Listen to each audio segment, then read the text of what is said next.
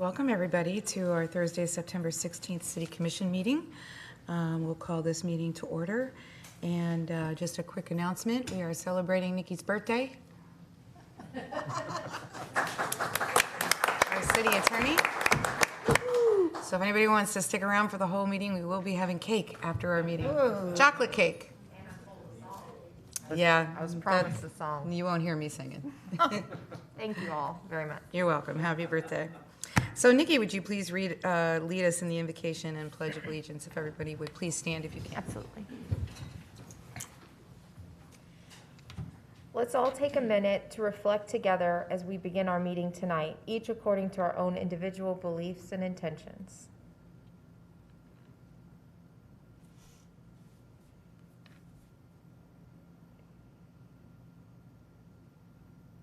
Amen. Amen. I pledge allegiance to the flag of the United States of America and to the republic for which it stands, one nation, under God, indivisible, with liberty and justice for all. Thank you, Nikki. All right, we'll go on to presentations. Our first presentation is National Constitutional Week Proclamation, and I will turn that over to Vice Mayor Gow. Well, thank you, Mayor. And as she mentioned, it is National Constitution Week. Very exciting. So could I have Jane? Jane, are you here? Yes. Fantastic. Please step forward. And Jane is a parliamentarian and honorary past regent of Untitled Chapter of the Daughters of the American Revolution. And was there anybody else? If there's anybody else that was with you, have everybody come on up and we'll make a party out of it. And we'll get on with the show. National Constitution Week. Whereas September 16th, 2021 marks the 234th anniversary of the drafting of the Constitution of the United States of America by the Constitutional Convention in Philadelphia. And whereas it is fitting and proper to accord official recognition to this magnificent document and its memorable anniversary and to the patriotic celebrations which will commemorate the occasion. And whereas throughout America's history, in times of turmoil and peace, liberty and oppression, our faith in the Constitution's promise of freedom and democracy has been a steadfast rock of national stability against the raging seas of political change. And whereas still to this day, the Untitled Chapter of the Daughters of the American Revolution continues to encourage public awareness of this historic significance of this milestone in our nation's heritage. Now, therefore, I, Jeff Gow, by the virtue of the authority vested in me by the Mayor of the City of Dunedin, Florida, and on behalf of the entire City Commission, do hereby proclaim the period of September 17th through 23, 2021 as National Constitution Week in Dunedin, and urge all citizens to join with the Untitled Chapter of the Daughters of the American Revolution, along with DAR chapters across America, in honoring and recalling the importance of our rights under the Constitution by the public display of our nation's flag during National Constitution Week. Thank you.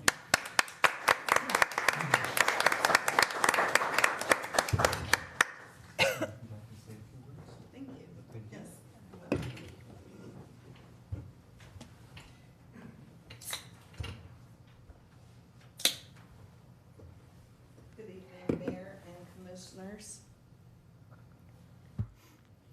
I have brought a few facts to share with you tonight regarding our nation's most important document. The U.S. Constitution has 4,440 words. It is the oldest and the shortest written constitution of any government in the world.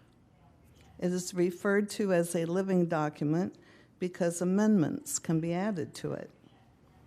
There have been more than 10,000 amendments, 10,000, Wow. proposed in Congress since 1789, and fewer than 1% of them have received enough support to actually go through the 7-year ratification process. Author and historian James Burns characterized the delegates to the Constitutional Convention in 1787. I really love this. As the well-bred, the well-fed, the well-read, and the well-wed. Of the typographical errors in the Constitution, the misspelling of the word Pennsylvania above the signers' names is probably the most glaring. There was a proposal at the Constitutional Convention to limit the standing army for the country to 5,000 men. George Washington sarcastically agreed with this proposal as long as a stipulation was added that no invading army could number more than 3,000 troops. Because of his poor health, Benjamin Franklin, the oldest delegate at age 81 years, needed help to sign the Constitution. And as he did so, tears streamed down his face. The Cal DC chapter DAR encourages our citizens to become better acquainted with our United States Constitution by studying it and reading what our rights are under it. On that note, we invite everyone to visit our display at the Dunedin Public Library this month. Mayor, thank you for helping the Daughters of the American Revolution promote awareness of our nation's greatest document. And the Cal DC chapter is pleased to present you with this Constitution flag to fly over City Hall. Constitution Week. Thank you very much, and we will be proud to do so. Okay. We appreciate that. Thank you. Thank you.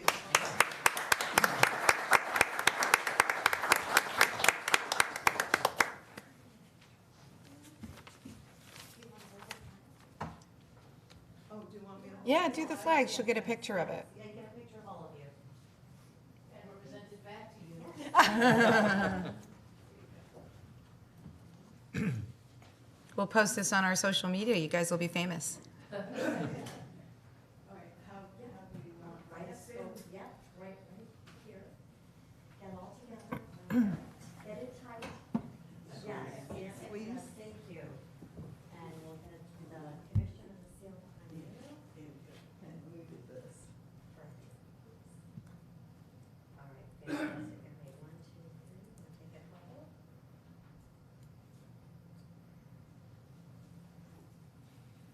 Thank you. Thank you, ladies.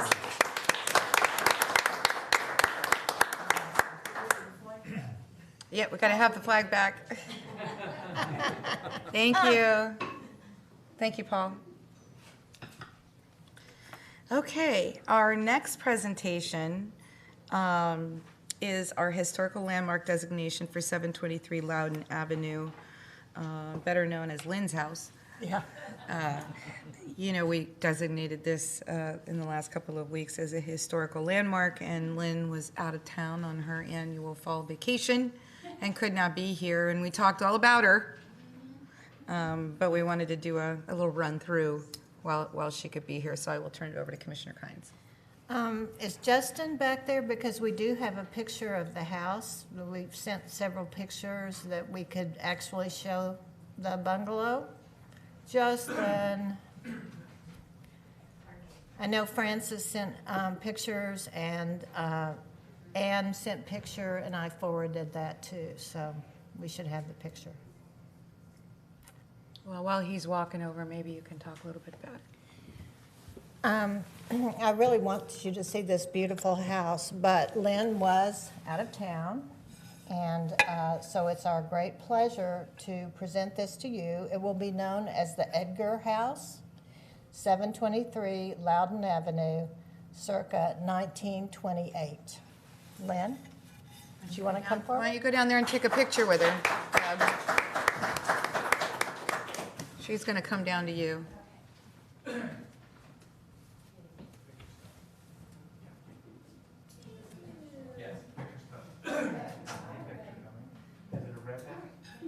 Yes, the Red House. You know, Vinnie's also here as chair. Would you want to come up, Vinnie?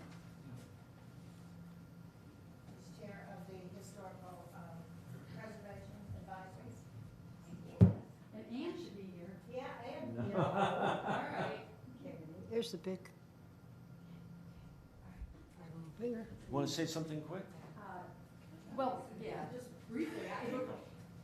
If it hadn't been for Ann, this wouldn't have happened with her research. And with having Deborah, just going forward with this, I am just thrilled to be part of this, even though I don't know all the whole background of it, but I trust what they're doing, and I wanted to keep it historic, and I'll do my part. And so thank you. And thank you for being over at my house and seeing it. It's a beautiful house. Thank you so much. Thank you. Well, and for those that don't know, it was on the tour of homes for the Dunedin Youth Guild this last holiday season. I mean, that's an annual event that's been going on for, I don't know, almost 50 years, I think. It was 50 years. Was that that was the 50 years, and I got lucky enough to work on it. So I got to be on that tour. It was very cool. People had so many wonderful things to say about it. Now, when you get that on your house, will you send us a picture? Oh, yeah. Okay. Thank you. Congratulations, Lynn, and thank you, everybody who did hard work. Okay. For anybody that doesn't know what the house looks like, there you go. It's up on the screen. Beautiful. Okay, so now's the time for citizen input on any item that is not already on the agenda. If it's on the agenda, you'll have an opportunity to speak to it when we get to that item. All right, seeing or hearing none, we'll come back to our action items. We have the second reading of Ordinance 21-30 regarding legislative changes to the water and sewer impact fees. Nikki, would you please read Ordinance 21-30 by title only? Ordinance number 21-30, an ordinance of the City of Dunedin, Florida, amending Section 78-423 of Article 8, Chapter 78 of the City Code of Ordinances to eliminate automatic annual changes in the water and sewer development fees imposed and collected by the city thereunder, and providing for an effective date. And this has been reading of Ordinance 21-30 on second reading by title only. Okay, can I have a motion to approve? Second. Okay, Commissioner Twonga and Commissioner Kynes, thank you. Paul. Welcome, Paul. Thank you. Good evening, Mayor, Vice Mayor, Commissioner, Paul Stanley, Public Works and Facilities Director. I'm here to discuss Ordinance 2130 regarding the legislative changes to the water and sewer impact fees as necessitated. Oh my goodness, by It's a new word, necessitated. by House Bill 337, which in reference for us is we'll be eliminating our automatic changes to the water and sewer impact fees as part of our ordinance. I do not have anything new to add from the first reading, though I do want to thank Chris Rowe from BMO and our birthday attorney, Nikki Day, for helping out on that ordinance. Also, I'd like to mention that I spoke with Anthony Stillo earlier this week. He was the student from St. Pete College who gave the presentation to the commission in favor of the ordinance. And he wanted to say thank you for the opportunity to be able to present. He is actually working on his presentation and is going to be submitting it to his professor shortly. So with that, I would just like to say thank you and answer any questions that anybody might have. Well, and for those that are watching, as Paul said, this is the second reading, but this does not affect water or sewer rates in any way, really. This is more about impact fees, which is what the developer pays when they build something in the city. And it's a legal requirement. It wasn't anything that we chose to do. The state determined that we need to do this. So, any questions for Paul from anybody? No. Okay, this is a public hearing. Anyone wishing to come forward and speak to this item? Seeing or hearing none, I'll come back to the commission. Any final comments? Okay, Rebecca, roll call vote, please. Commissioner Freeney? Aye. Vice Mayor Gao? Aye. Commissioner Kynes? Aye. Commissioner Twonga? Mayor Burzowski? Aye, and that motion passes unanimously. Thank you, Paul. Thank you. He got off easy. Yeah, you did. He did. All right. Back, you'll have your chance. Okay. So now we'll move on to Resolution 21-11, establishing our tentative millage rate for the 2022-23 budget year. Resolution 21-12, establishing the tentative budget for 2022. And Resolution, nope, that's it, those two. Nikki, will you please read the first resolution, which is the millage rate 21-11 by title only? Resolution number 21-11, a resolution of the City Commission of the City of Dunedin, Florida, adopting the tentative millage rate for ad valorem tax revenue for fiscal year 2021-2022 at a rate of 4.1345 mils, or $4.13 per $1,000 of assessed property value, providing for a second and final public hearing date and providing for an effective date. And this has been reading of Resolution 21-11 by title only. Thank you. Can I have a motion to approve the millage rate? So moved. Okay, so Commissioner Twonga and Vice Mayor Gao. Thank you. All right, you want to, hi, Ashley? Hi. Les? Do you want to just address the millage rate portion of it?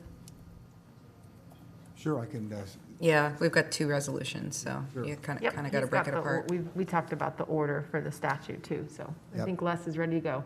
yep, I'm ready to go, and I was going to kind of go through, city manager may have opening comments, but after that, I was going to walk You through. have opening comments? Go ahead. Thank you. Good evening, Mayor, Vice Mayor, Commissioners. Les, in a moment, is going to speak to the specific actions that we're going to request that you take this evening. But given that your comments and the discussion may be short, because we've been working on this for a long time, I do want to go over the Your process. microphone? Should I start over again? No. I'm just kidding. I do want to go over the process with you a little bit, specifically for those who may be watching this evening. The budget process started in March of this year. Usually it starts in January, but because of COVID, we had to push it back a little bit, and that was your strategic planning session. That was when the City Commission met with all the department directors to review the business plan, all the initiatives that we have completed and those that we are still working on, and to touch base with the Commission in terms of any additional initiatives that you would like to see. The City Commission, then staff went to work on those initiatives and on the business plan. The City Commission held workshops in May and in August of this year, and those were mostly all-day workshops. From May through July, the Board of Finance considered elements of the budget during 5 meetings, and the budget as a whole as well. At your August workshop, the Board of Finance spoke in support of the proposed budget, which is before you today. The charter requires that the city manager prepare and submit to the City Commission an annual budget and capital program, and after approval, the City Commission administer the same. As such, staff submits the fiscal year 2022 budget, which holds the millage rate at 4.1345 mils and supports a reserve of 16.4%. And with that, I'll turn it over to Les for the details. Thank you. Thank you. Jennifer. Thank you. Good evening, Mayor, Vice Mayor, Commissioners. Les Tyler, the Finance Director, and I'm here with Ashley Kempton, the Budget Manager. Just a few things. This item is Resolution 21-11, which establishes our tentative millage rate for fiscal year 22 budget, and also Resolution 20-12, establishing our tentative budget for fiscal year 22. We also have a few follow-up items. Exhibit D in your staffing covers those, and we will briefly go over that through our presentation today as briefly as we can. I want to start with slide 3, which is in accordance with FS Florida State Statute 200-0654C, the City of Dunedin is holding a public hearing this evening on the proposed millage rate and tentative budget for fiscal year 22. Prior to adoption, the City Commission may elect to adjust the tentative millage rate or amend the tentative budget if it sees fit. Following adoption, staff will publicly announce the percentage at which the tentative millage rate exceeds the 21 rollback rate, and also staff will also state the date of the second and final public hearing when the final millage rate and final fiscal year 22 budget will be adopted. The proposed millage rate for the City of Dunedin is a maximum millage rate of 4.1345 mils, or $4.13 per $1,000 in property value. And this was established through the adoption of Resolution 20-10 on July 15, 2021. In accordance with the TRIM requirements. A millage rate of 4.1345 is 7.38% above the 2021 rollback rate of 3.8505 mils from growth in property value.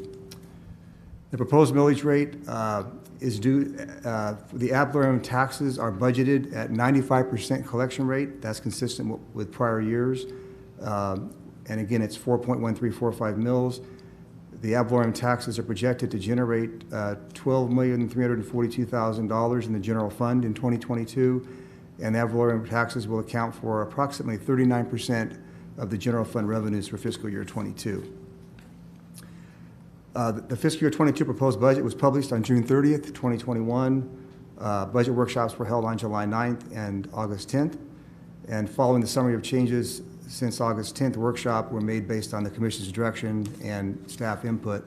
So we have a few changes in the budget, and I'll briefly go over those with the Commission. This is a very high level. This is citywide revenue. We have one change in intergovernmental revenue, and this is primarily due to we increased our ARPA grant funding for our city's ARP grant. Our grant was, we had it estimated at $15.3 million, and now we know it's $18.3 million. So we increased 2022's budget by $1.5 million, and then we also increased the 22 budget as well, but that's the majority of that adjustment. And on the expenditure side,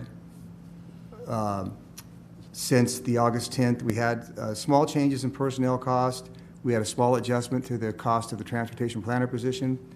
And then we had an increase in operating cost of $129,000. And those are a couple things are for that. Primarily, it's $42,000 to pay for temporary labor for city receptionists for the city's building and front counter. We had that position this year and wanted to continue it through next year. That was not in the budget. We wanted to make sure we got it in there before it was final. We had $40,000 in contract services for the Economic Development Department and the CRA Fund to assist with project work. And that was mentioned earlier in the prior presentation. The CRA Fund has $30,000 in consulting and then $10,000 in the general fund. And we added $40,000 in the general fund for a classification and compensation study in fiscal year 22. And on the capital, that primarily is due to we added a project in the penny fund for an affordable housing project for $650,000, and that's the majority of that increase in cost. And this is just, the next slide is just a summary of those changes by fund, the general fund and all the funds at the city, and the net change is the bottom number, $698,000 in all funds. And now this is the follow-up information from since the last workshop, and I mentioned we have a follow-up memo that we also have as a handout, Exhibit D. I've gone over the majority of these changes, so I won't walk through these again, but I want to just mention that the net change, the second line from the bottom is $39,900, expenses over revenue, and our final unassigned fund balance is currently $5.3 million and about 16.4% of our, which is above our 15% goal. And looking at our long-range plan for the general fund, just a couple things on this. First, you know, the red font are the changes, and we've kind of walked through the changes already, and so I won't go through those in detail. But I want to mention that the fourth line from the bottom is our budget shortfall that we've talked about before, and that number is $290,000. It was $280,000 on August 10th, so it's pretty much the same as it was on August 10th. It's $290.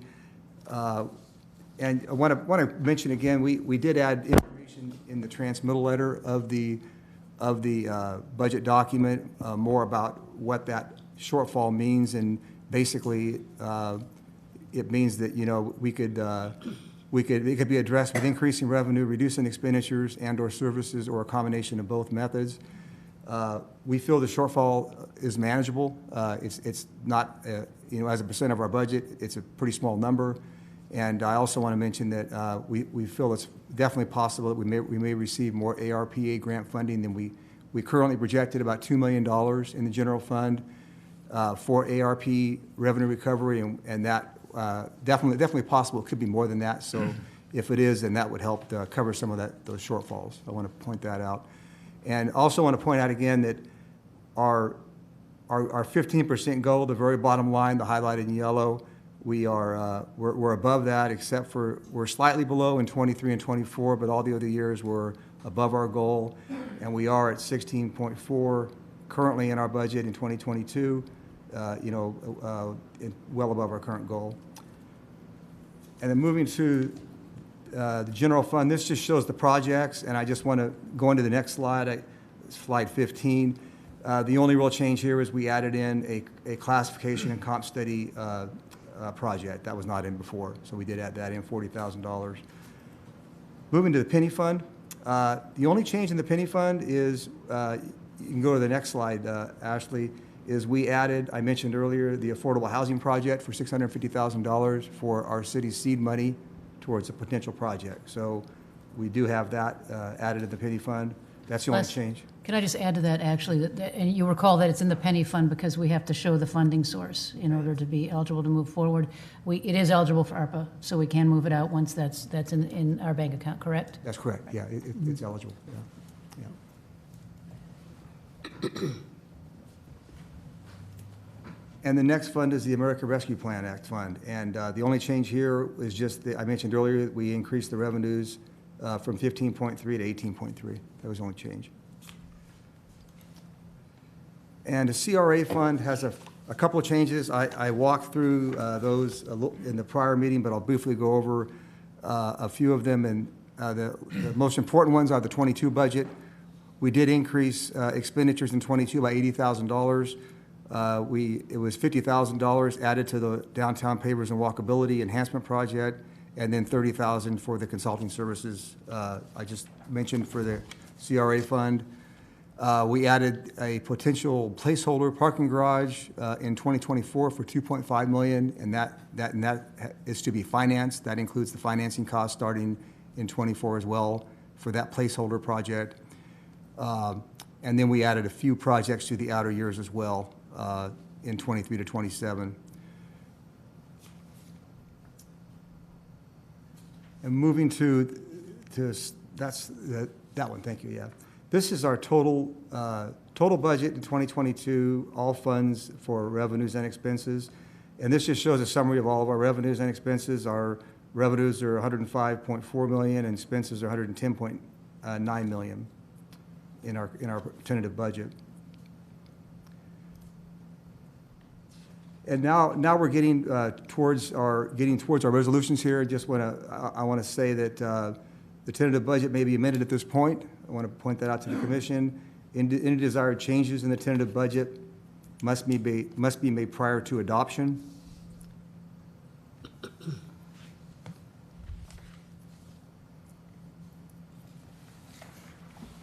And I want to mention that for Resolution 2021-11, this is for the tentative millage rate.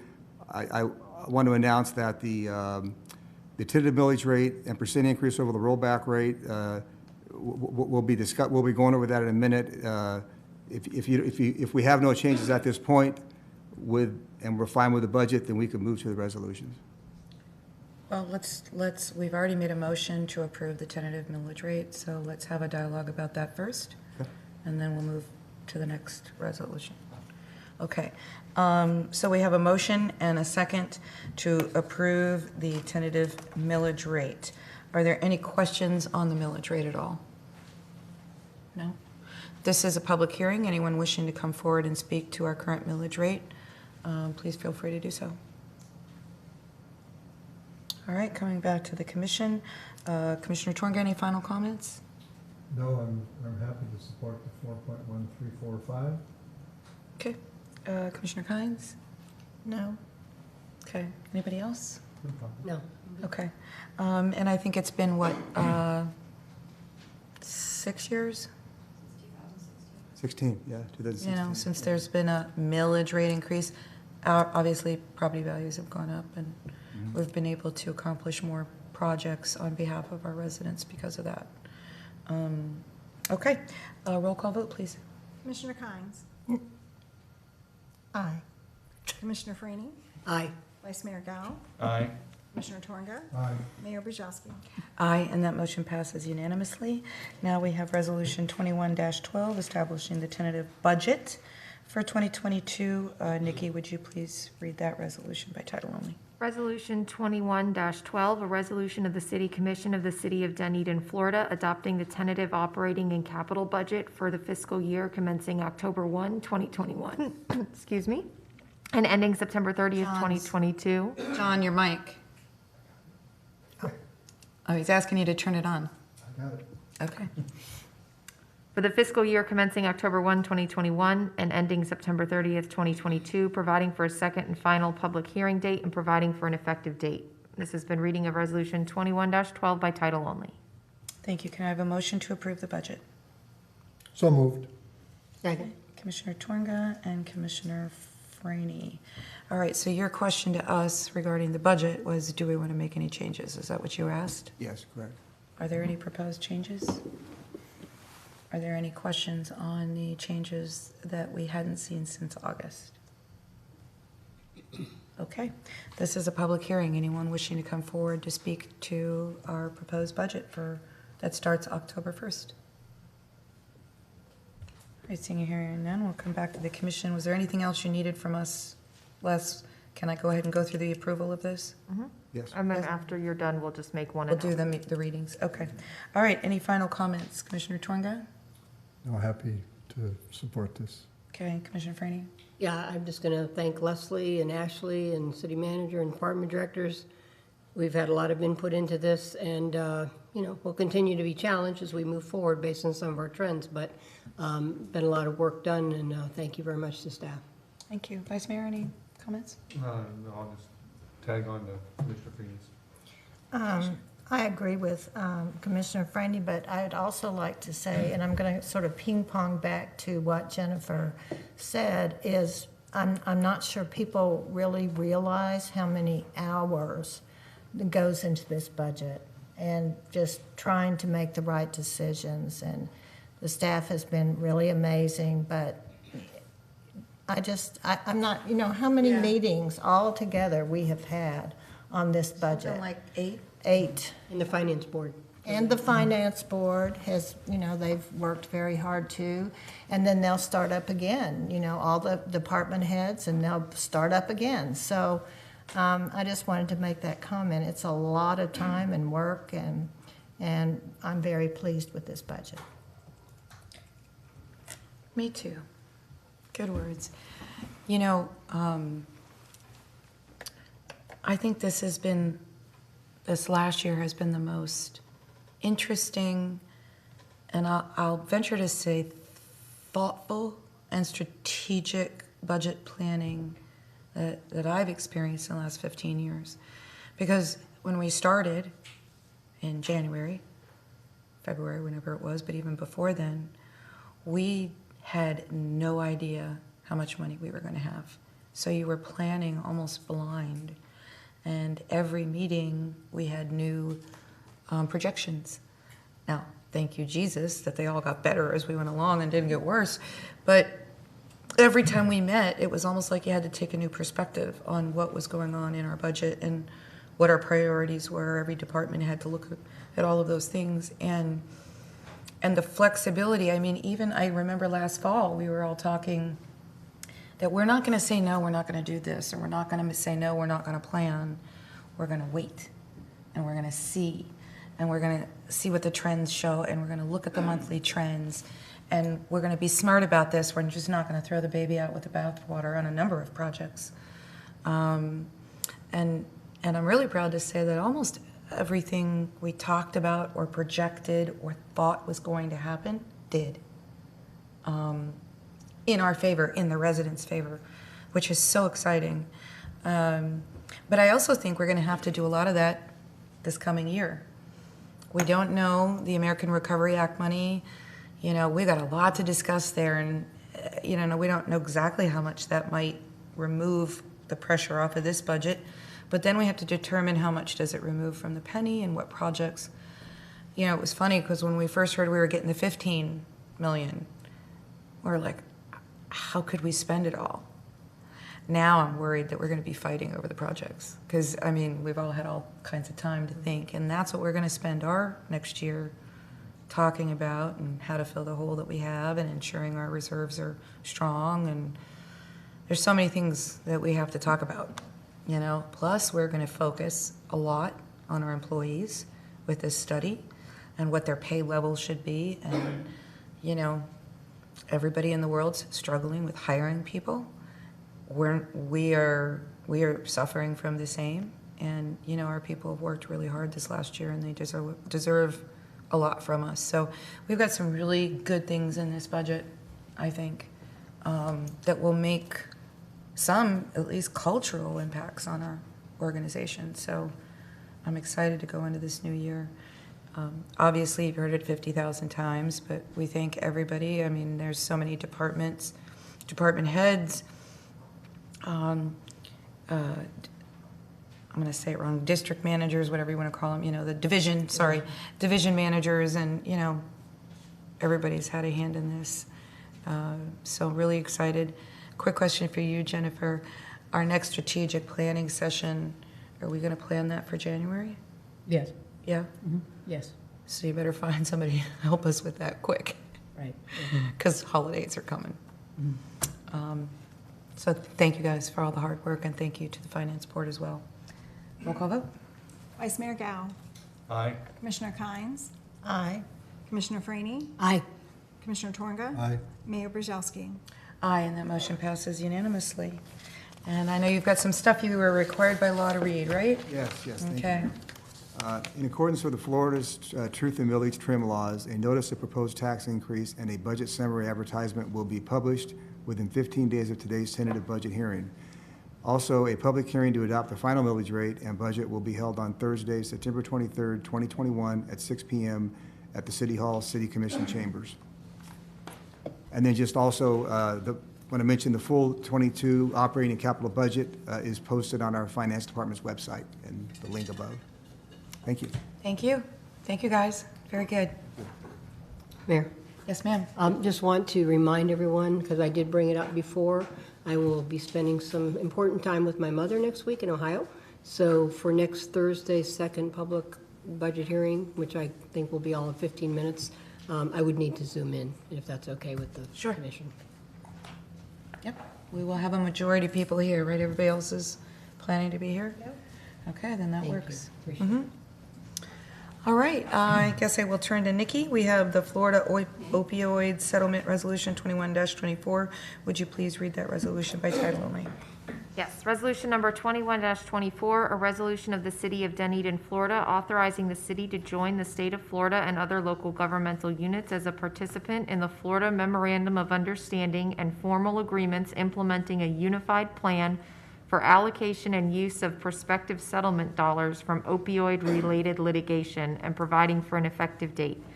This has been reading of Resolution 21-24 by title only. Thank you. Can I have a motion to approve? So moved.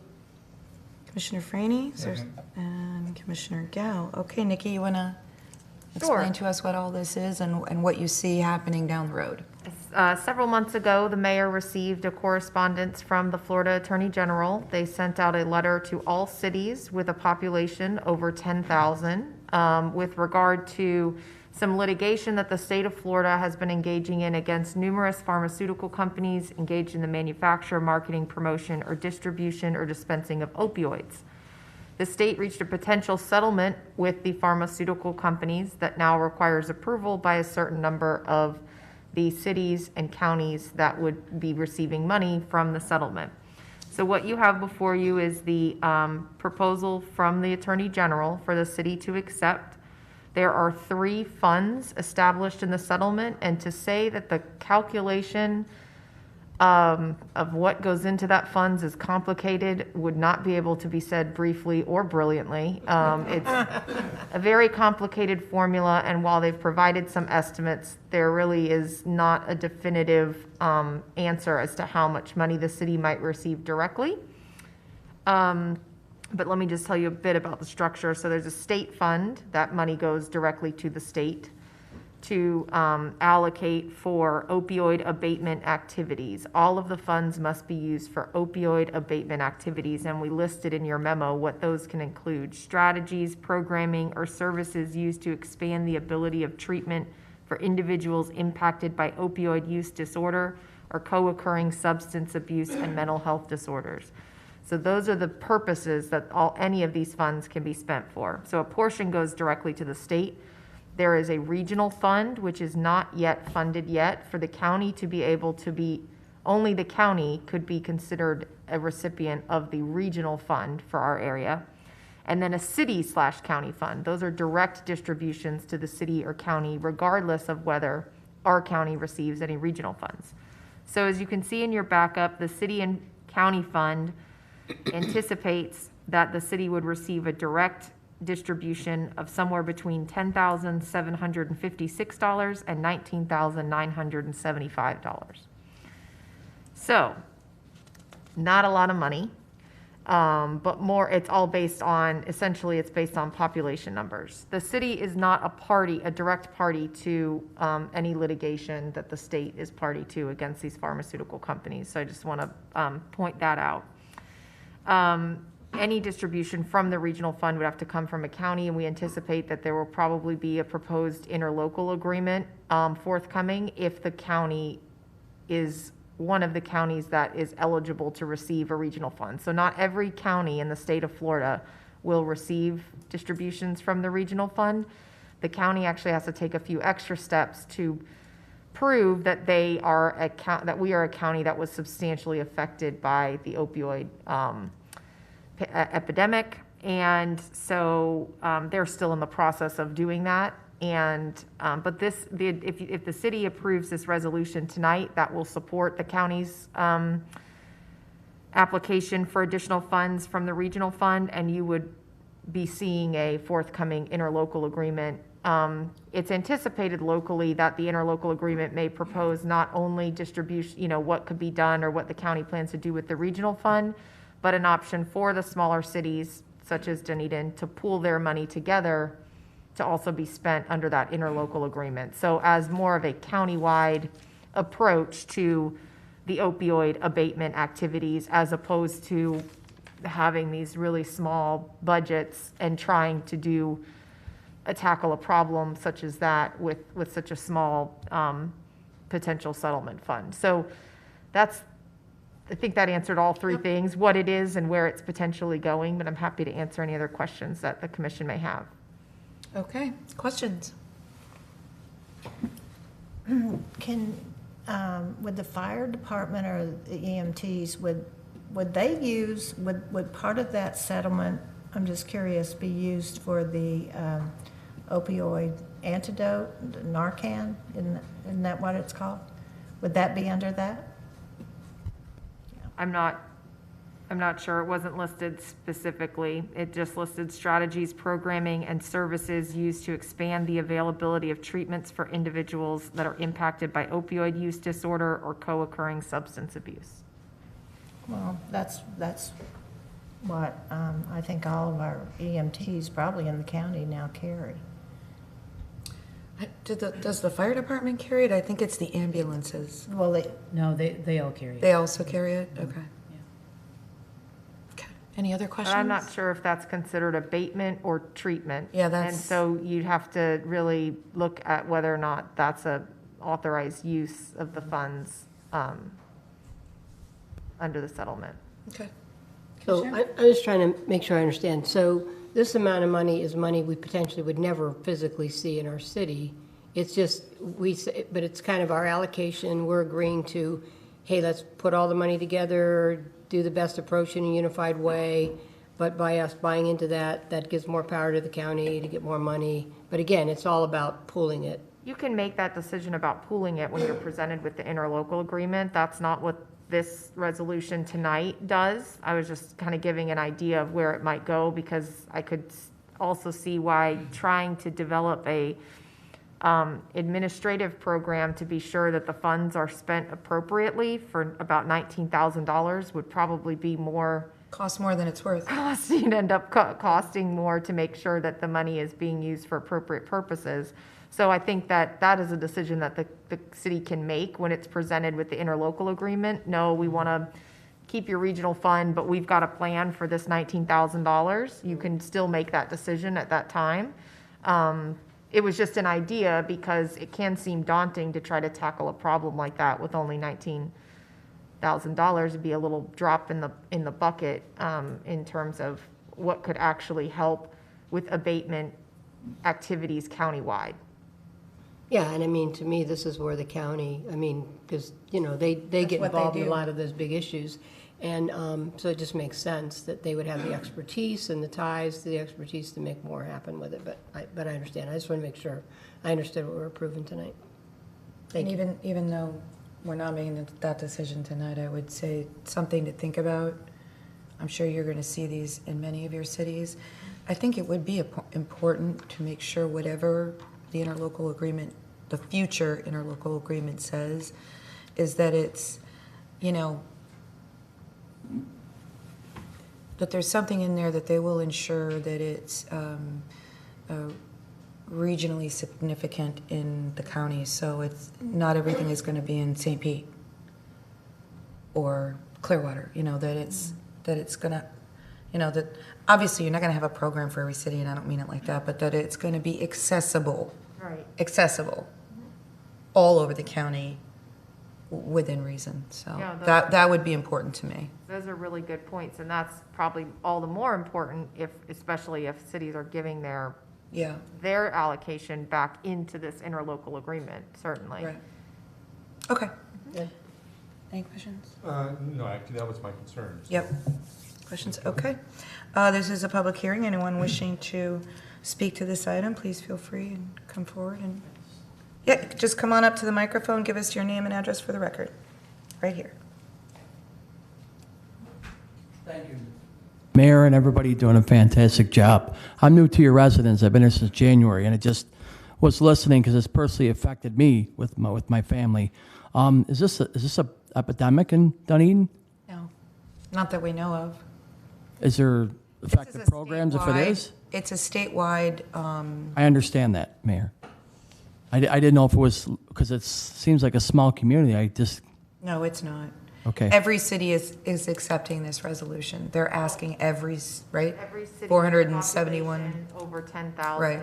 in the state of Florida, and it was declared a statewide state of emergency based on the opioid epidemic for several years under our prior governor. So this is a settlement offer from the pharmacy companies. Thank you. Thank Sir, you. can I get your name and address for the record? Stephen Jackson. I'm at 962 Union. Thanokay. So much. Okay. Thank you. Thanks for attending. Anyone else wish to come forward and speak to this? Okay, any final comments? No? Any final comments? Alrighty, roll call vote, please. Commissioner Torga? Aye. Commissioner Kynes? Aye. Vice Mayor Gao? Aye. Commissioner Franny? Aye. Mayor Burzowski? Aye, and that motion passes unanimously. Thank you, Nikki. All right, now we have Resolution 21-23, reimbursement for the acquisition of 362 Scotland Street property. Nikki, would you please read Resolution 21-23 by title only? Yes, Mayor. Resolution number 21-23, a resolution of the City Commission of the City of Dunedin, Florida, declaring its official intent to reimburse certain capital expenditures incurred in connection with the acquisition, design, construction, reconstruction, and equipping of various capital projects of the city, including without limitation parking facilities, collectively the project, from one or more future uses of tax-exempt bonds or notes, providing for certain other matters in connection therewith, and providing an effective date. This has been reading of Resolution 21-23 by title only. Thank you. Can I have a motion to approve? So moved. Second. Commissioner Kynes and Commissioner Franny, thank you. Les? Hey, hello again. Les Tyler, the finance director. Hello. Yeah. It's the Les show. We thought you were gone. It's the Les show tonight. Yeah. Ashley took off. Yeah, actually, someone called me Leslie a minute ago. I noticed that, yeah. Yeah, I heard that. I didn't want to embarrass you. Yeah, that's okay. It is my full name. Thanks for calling that out. I know. I looked at you when you said that, and I was like, really? Did you just do that to him? Go ahead, Les. Okay, this is item resolution 21-23, which is reimbursement for potential acquisition of 362 Scotland Street property in Dunedin. Staff will incur some expenditures for the acquisition of 362 Scotland Street in advance of tax-exempt loan financing. This resolution approves the reimbursement for capital expenditures for survey costs, environmental costs, and other due diligence costs that will be incurred. This resolution approves reimbursement of those expended funds, if necessary, from our debt proceeds. The sources of advanced funding for these projects is the CRA fund, which has dollars budgeted in fiscal year 22 for the acquisition of 362 Scotland Street for $4 million. However, for the 21 budget, we will be incurring some costs this year, and they are currently not budgeted, so we do have a proposed budget amendment that we'll be bringing forward to the commission for $63,700 for costs that we are estimating to incur this fiscal year as of September 30th. So this is for the potential purchase of the property. And I want to clarify, this resolution for reimbursement does not obligate the city to the issuance of debt at all. It's sort of a protection to do in advance of issuing financing. Okay, any questions for Les? Nope. Okay, this is a public hearing. Anybody wishing to come forward and speak to this item? Come on down. Seeing or hearing none, we'll come back. Any final comments from anybody? No. Okay, roll call vote, please. Commissioner Torga? Aye. Vice Mayor Gao? Aye. Commissioner Freeney? Aye. Commissioner Kynes? Aye. Mayor Buszowski? Aye, and that motion passes unanimously. Thank you, Les. Okay, now we've got Resolution 21-25, authorizing a state revolving fund construction loan agreement for the FDEP. Nikki, would you please read Resolution 21-25? Resolution number 21-25, a resolution of the City Commission of the City of Dunedin, Florida, relating to the Florida Department of Environmental Protection State Revolving Loan Fund Program, making findings, amending Resolution 21-17, approving the form and authorizing the execution of the loan agreement, providing assurances, providing for conflicts and severability, and providing for an effective date. And this has been reading of Resolution 21-25 by title only. Thank you, Nikki. Can I have a motion to approve? So moved. Second. Oh, Commissioner Freeney and Vice Mayor Gao. Okay. Paul, Russell? Well, good evening, Mayor, Vice Mayor, Commissioners. Russell evening. Kulita, Public Works and Utilities. And to my right, you've already been introduced to Paul. Yeah, Paul Stan. Yeah, we kind of know. First full name been around is for a Paul. while. Yes, thank you. So what we have here is Resolution 21-25, authorizing the loan agreement with the FDEP for an SRF loan for wastewater projects in the amount of $15,550,400. Previously in June, we had brought Resolution 21-17, which authorized the submission of the loan application for the agreement. In August of 21, FDP held their hearing to approve funds, and we were added to the list. We were already previously approved for funds, so it increased the fund amount up to $15,550,400.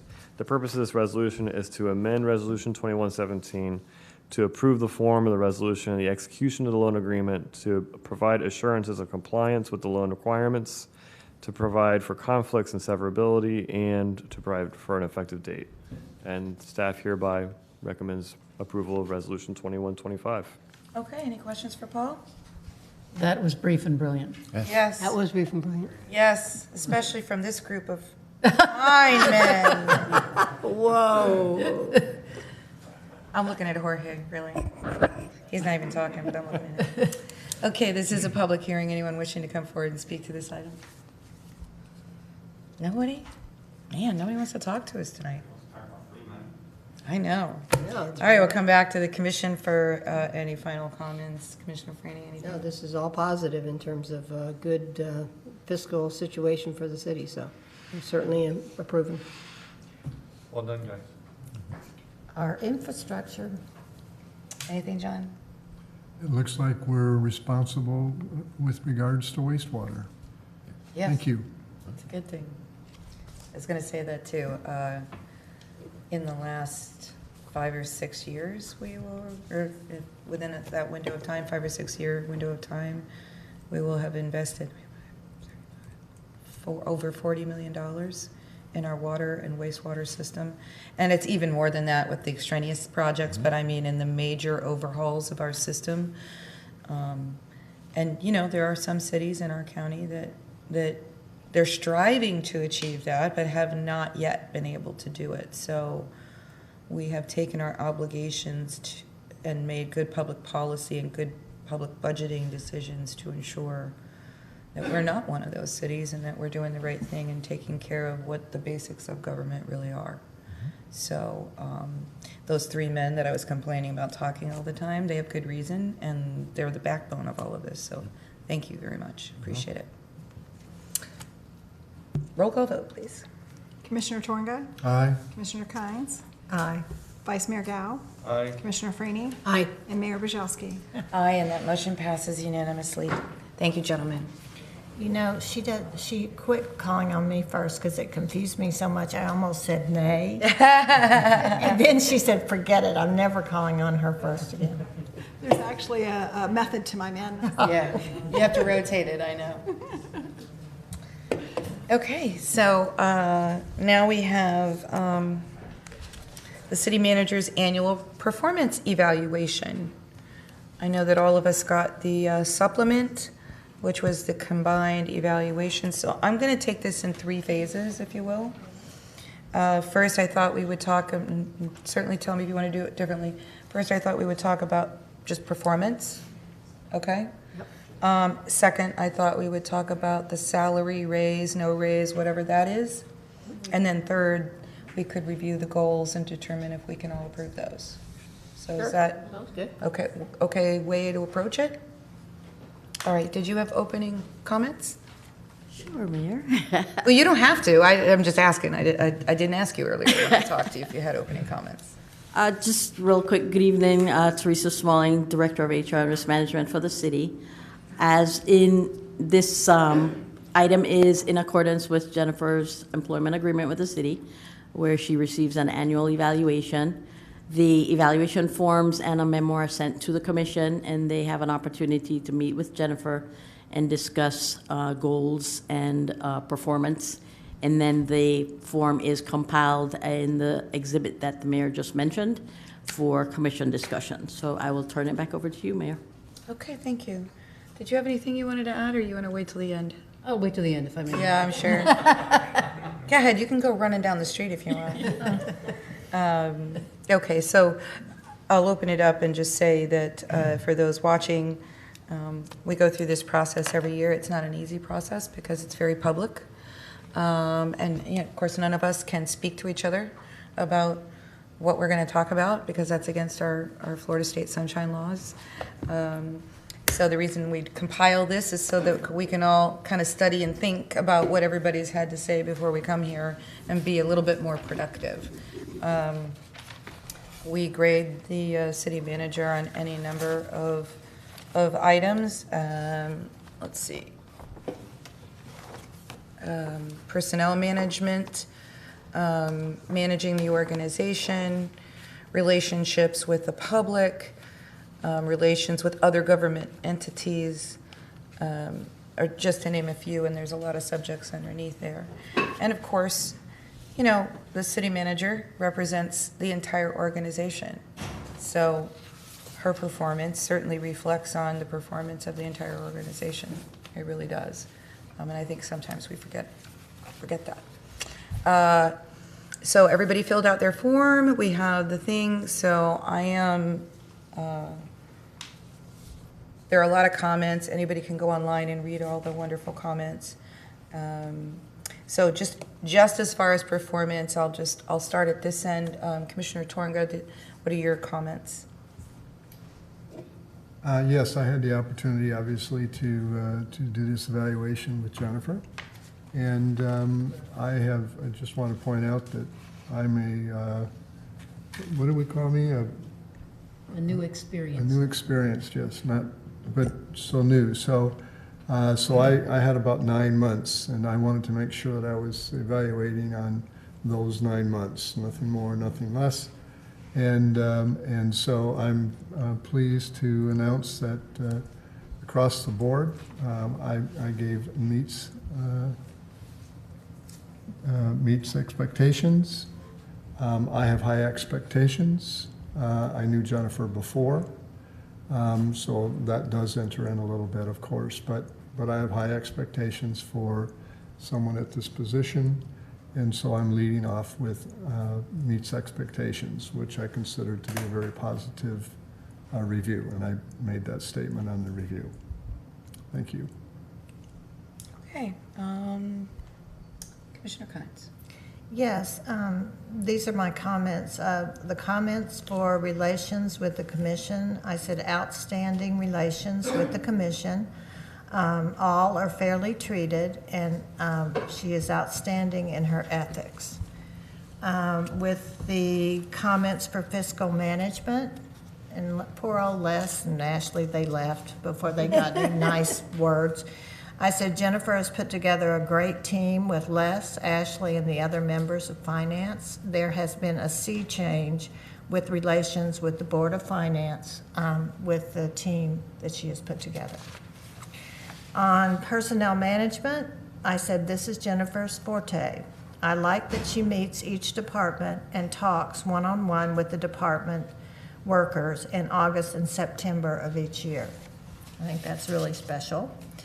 Comments for managing the organization. Jennifer has had to deal with a hurricane and a stormy commission. At times. At times. Jennifer has had to deal with a hurricane and 1 year and a half of the pandemic. The pandemic is a once-in-a-lifetime phenomenon, I hope, sincerely. On relations with the public, I said she is an extraordinary communicator, and my annual overall comments is she's very active. She obtained her ICM. She attends county meetings with other city managers, has good contacts with county government, and that was relations with other government entities. And overall comments, Jennifer is a strong leader. I trust in her interactions among the commission and mayor. A strong leader gives a feeling of security. It's a matter of trust. We have not always agreed on issues, but we've always talked it out, any disagreements. So I gave her a very high evaluation. Thank you, Commissioner. Thank you. Vice Mayor? Thank you, Mayor. My comments are within the evaluation, so people can read them. I mean, overall, she led us. We had our first emergency operations center, so she was able to open that. She did that very well. I think she leads through collaboration. She has a very strong staff she's put together. She interacts with the public very well. This couldn't have been, we talked about it before, you couldn't have a better budget process. I like the relationship we have with the Board of Finance. She listened to their concerns at the beginning, and she changed the process to meet their needs, and I think that was appropriate and was great results from that. So just overall, I think she's doing fine. She's doing fine. Thank you. I think she's okay. No, I'm just kidding. No, I'll start the way I actually wrote some things at the end, which was, my career was city management, so I feel like I have a leg up on some of this. I wrote down here, I've seen all kinds of city managers. Mediocre, hotheads, laissez-faire, micromanagers, and we're lucky. I mean, we have a very balanced city manager. I was thinking about in the 4 years, was it Hurricane Irma that welcomed you? Yeah. Hurricane Irma, then of course we have COVID, TD Ballpark, upgrading of water and wastewater plants, which is critical to our basic infrastructure. Our golf course plan now, that was an excellent report. The zoning in progress with the overlay in the south side of Dunedin. Gladys Douglas Preserve, which was nothing less than amazing in terms of the collaborations that had to happen. The EOC that Commissioner Gao mentioned, facilitating selection of a new city attorney, and we got a good one. Relationship with the finance board, that is a sea change. I think those were great words. And that took hard work on staff's part to really work to try to meet them where they needed to be, and the relationship is so different now. And that goes back to just the business plan and the budget process being flexible, continuing to get better. Parking. In those 4 years, parking. Controlling development, and that's all based in our codes. And of course, code compliance, architecture board, historical preservation, public arts master plan. I'm talking 4 years, but I started to really think about that and all the challenges that you've had and the proactive things you've brought. But my comments are in the evaluation, but I did kind of walk through some of the things that I think are really important. Obviously, I've given you a great evaluation because I think you're a great city manager. Thank you. And I think the number one thing I would highlight is that you have shown the ability to hire and promote excellent people. So you surround yourself with excellent talent and you let them do their job. And I think more than any talent that a leader has, that is critical. That is huge. You're not afraid to hire people smarter than you. You're not afraid of you want the best team around you. So you really are getting your A team in place.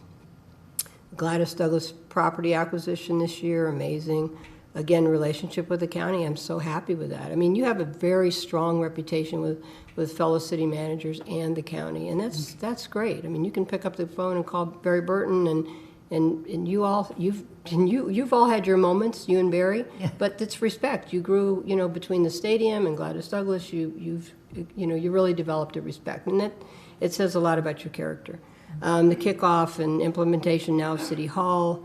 Handling of COVID, proactivity with parking, character overlay, visiting, going around with staff. So it's not all about us. We think it's all about us, but it really is about your team, your wider team. So going to all the frontline employees the way that you do. Your communication skills continue to be excellent. Sometimes something that's really not rated high enough is your ability to say no. That's on my list. Sometimes government says yes. Totally on my list. Government gets into bureaucracy and too much money because they don't say no. And you're not afraid to say no. And yes, She's not. to others. To anybody. And to us. To anybody, including her department heads. I hate it when you don't agree with me, but you tell me, and you tell me the truth, and you tell me your rationale. I have come to, when we hired you, I thought the most important thing was I wanted somebody who wasn't afraid to give strong recommendations, grounded in facts. And you have shown yourself over and over to do that. And then the second part of that is if we don't agree with you, and there's been certainly some of those big situations, you adjust. You adjust and you kind of figure it out, and you don't take it personal, and you're an honest broker with all of us. And I think, again, probably some of the biggest things that are going to face us is budget controls and creativity as we face the future challenges. I'm just going to read my overall final comments to finish up. Jennifer is an excellent city manager, and the citizens of Dunedin are lucky to have her. She's extremely competent, has great integrity, knows how to hire excellent staff around her, is a talented problem solver, and she cares. She cares about the Dunedin community both on and off the job, and we've all seen that. We have had enormous challenges in her 4-year tenure, and she has shown continually that she's up to those challenges, and I think that goes back to, that sense of security, right? We want to feel that we have stability and security in somebody who's strong at the helm, and we have that. And so obviously I've given you an excellent evaluation. I think we're very lucky to have you, Jennifer. Thank you, Commissioner. Thank you, Commissioner. Commissioner Franny pretty much stole everything I wanted to say. So I'm not even sure why I'm going to talk. But that's a really cool thing because I mean, at least 4 of us, if you look, because there was only 4 of us that really made comments, and they were all very, very similar. And with the 4 of us, we all had very, very similar gradings on all the questions that were asked. And so I think that says a lot. I really do. I think that says that you have, you know, done a wonderful job. You know, every year, again, you know, Mo, you've been around, Deborah, you've been around, I've been around, long time. You've been in city government for a long time. Every year you've got these blow-ups that happen. There's always important things that are being done. But this last year, in my mind, which is, you know, October to October, if you will, pandemic, no handbook on a pandemic. Even if you read books from 100 years ago, the world is so different from 100 years ago. There is no handbook. So you and every other city manager are on the phone with the county trying to figure out what in the hell are we going to do, right? And I'm being serious. As we were all doing the same thing too, it's like, how do you lead in that environment? You not only had to guide us in how to protect the community, but how do we protect our employees from the work environment? Mm-hmm. And all the different things that went along with that. And then, you know, helping our business community and then addressing the budget. And you know, step by step by step. So that was all one big bucket that was going on all year long. And then out of nowhere, last fall, Nikki and Jennifer and myself and Barry Burton and all of the commission, almost every day on the phone in some way or another for the Gladys Douglas property. Plus, you managed all the Sierra Club and the botanical people and you know, a lot of groups with a lot of, I wouldn't say competing interests, but, you know, strong interests. And then you worked with a fundraising agency, Pinellas Community Foundation. So the amount of moving pieces, I would have said there were that many moving pieces with the Blue Jays deal, and that took 5 years. This thing started last fall and ended this last May. Mm-hmm. And both of you, really, I mean, both of you. There was no, and there was no playbook. It really was about, I believe in the city's mission, the 30 years of experience, at least for you, I don't remember how many years of experience you had, Nikki, but the 30 years of experience that you've had that you can apply to this in some way or another, and your ability to not accept no. Because you had to not accept no from the county on all different fronts. We all worked it from a different angle. But, you know, we've all worked with, you know, and I love you, Barry, but we've all worked with him. He is a no guy first. That's just who he is. And I don't say that in a bad way. It's just his personality. Part of the job. Yeah, yes, because he has so many competing interests. Right. And your ability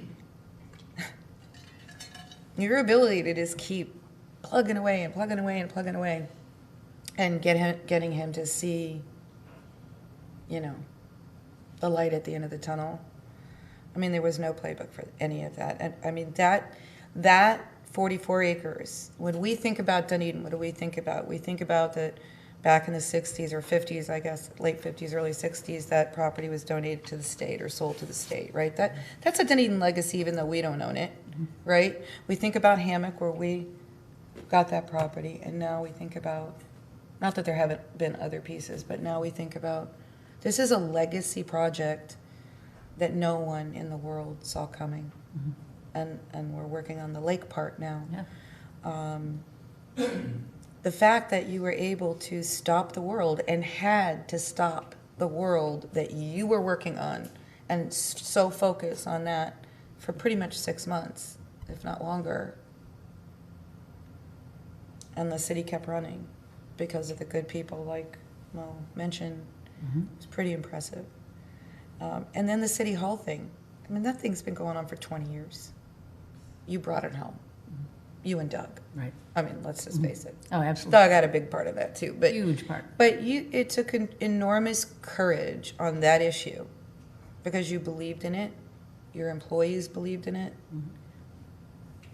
Most of us believed in it for a long time. Some of us didn't.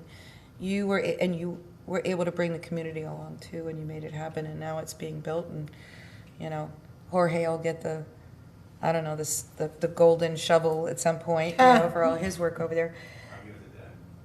Those three huge things that you accomplished in 1 year, some of which wasn't even planned. You know, I got a long list in here, and I'm not going to go over it all. To me, what I said to Jennifer, and I was very honest when I said it, with her accomplishments, her and her team's accomplishments, with her leadership this past year, to me, I think she could write her own ticket and go wherever she wanted. That list of accomplishments. Now, I've also said, you better not, because I'm hunting you down. I don't want you to leave, and I don't think you want to leave, and we're going to try to keep you happy and make sure you don't leave, because we still have a lot of work ahead of us. But, when I look at your professional development, and we have to think about that for her, just like she has to think about that for everybody else. You came here with no city manager experience. You were an assistant city manager. That's right. Yeah. And I was worried about that. I really was. I wanted somebody that had been a city manager for like 20 years. I really did. What the hell did I know? And I also want to say about your ability to, I like the ability for you to say no, but I like your ability to just say what you really think. I mean, sometimes you're quiet. You'll be, I love her, That says it all. That's when you know she's really thinking about what you're saying. She hasn't decided whether she likes what you're saying or not, but she's just listening.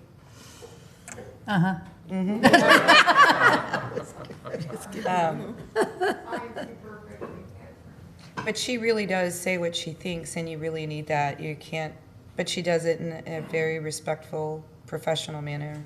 And in my opinion, when we're not around in the administrative world all the time, but we see the relationship. We're around enough, a little bit, to get a window of it.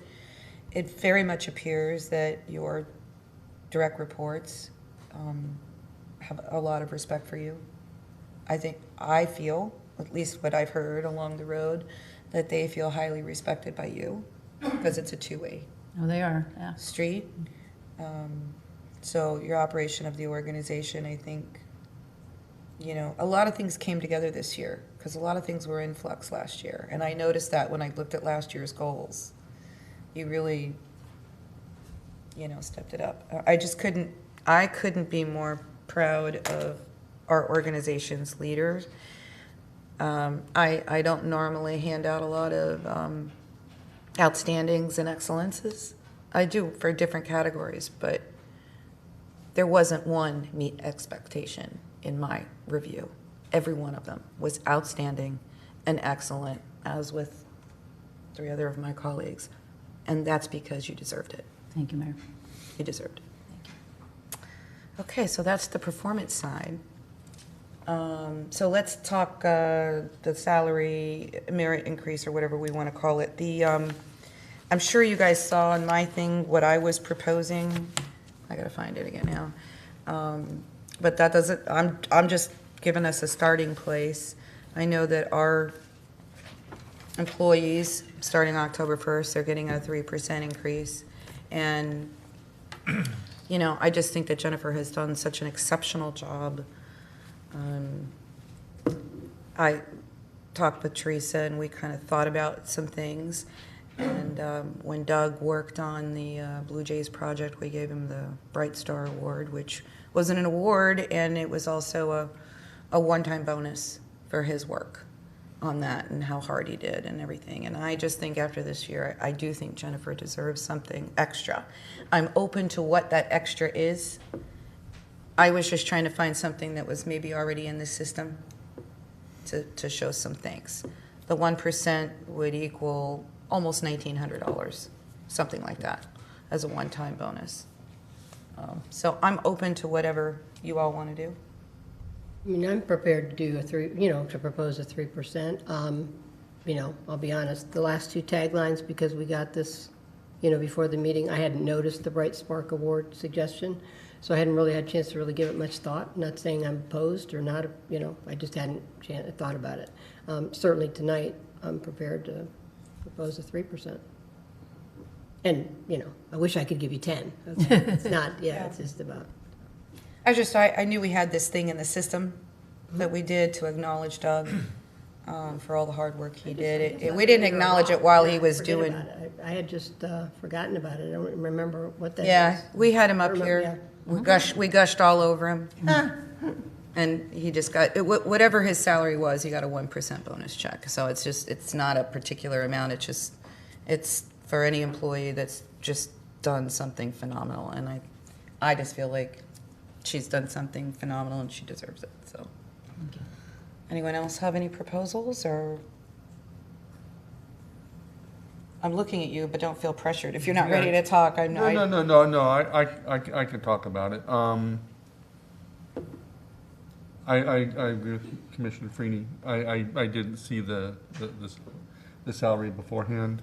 I'm willing to go with the 3%.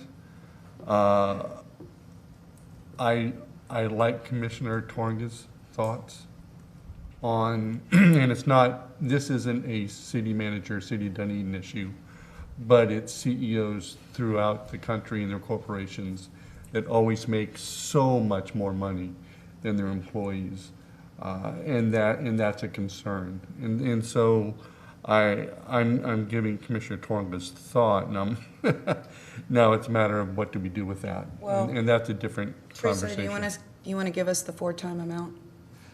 Sure. So the average annual salary for all our regular employees is $53,800.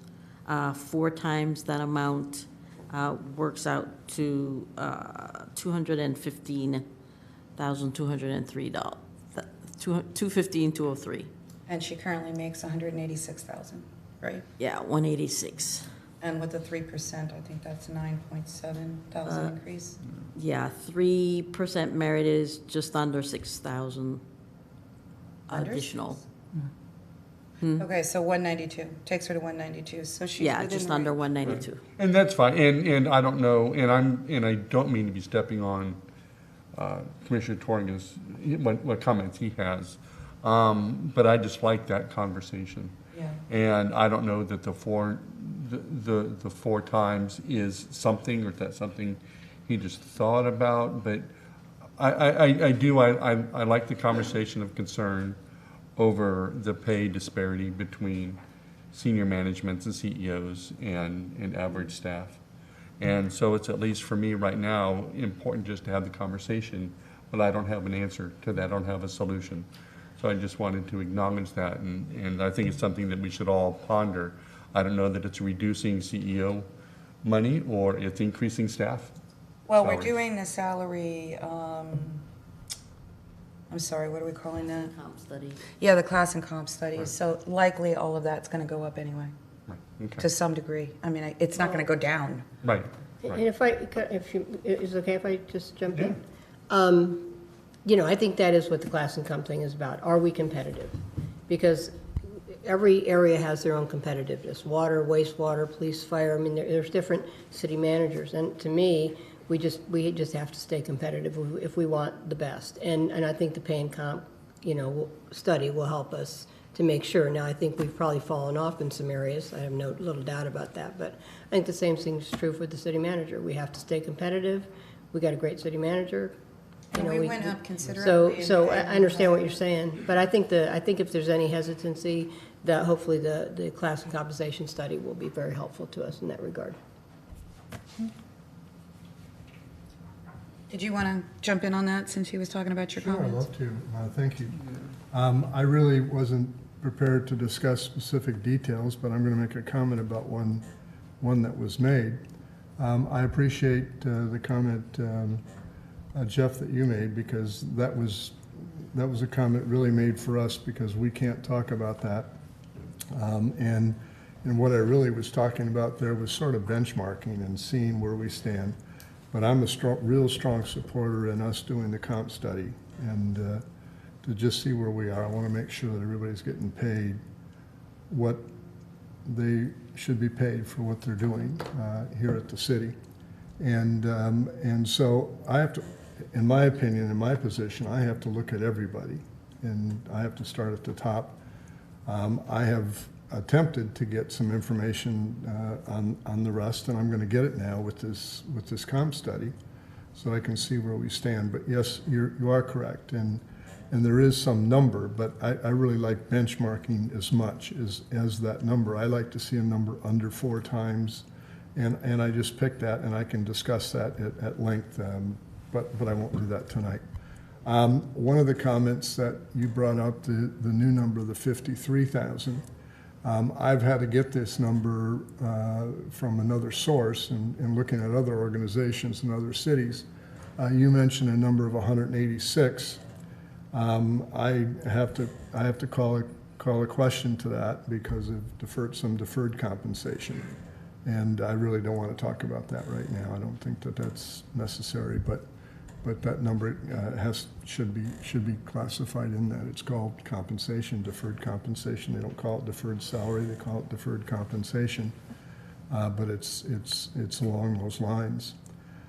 So really what I wanted to make sure that we do is that we do this study, that we understand what employees make and what they make in this area, and remembering that every place, someone else said it, every place is different. Every place has a different work ethic, and every place has a different call for them to work in that particular location, particularly if you're going to be doing the same type of job. Would you rather do something in Alaska or in Florida? Well, it depends on whether you like cold or hot. If you do not like cold, well, you might like to do that in Florida. And so you may do something for less in Florida. That's a poor example, but I want to make that. So regarding the other part, I always look at something almost using another organization I'm involved in, and that's always look at each thing you bring up. Is it correct? Is it fair? Has it been thought out? Is it fair to the whole organization? So I'll combine that in all. I will make a comment as far as the increase. We're giving the organization an increase, and I'm supportive of giving her an increase, the same increase that was presented previously over on the other end there. So